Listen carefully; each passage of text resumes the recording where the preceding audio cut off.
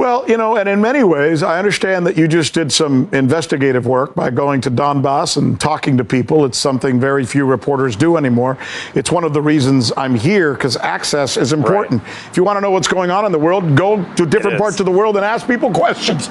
But we don't do that, unfortunately. Talk to the people there. Exactly. Yep. You just had an opportunity to do that in Donbass. It's an interesting part of the world where mostly they are Russian people, but they have no problems with the Ukrainian people because they've been like cousins or brothers and sisters for so long.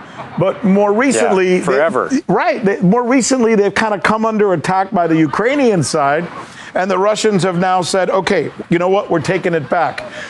When you talk to those people, do they feel put upon by Putin and the big bad Russians, or do they feel like, hey, we'd be happy to be a part of Russia again? Which is it?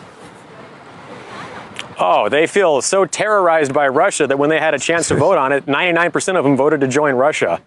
So, that says everything. But these people, Russians, Ukrainians, common history, common blood, common language, common culture, common religion. One of the people here asked me, he said, from an outsider's perspective, if you were, you've been to Ukraine, you've been here in Russia and Donbass, how similar, how different is it? And I said, if you put me in Kiev, if you put me in Donbass and didn't tell me where I was, it's the same place. It's the same people.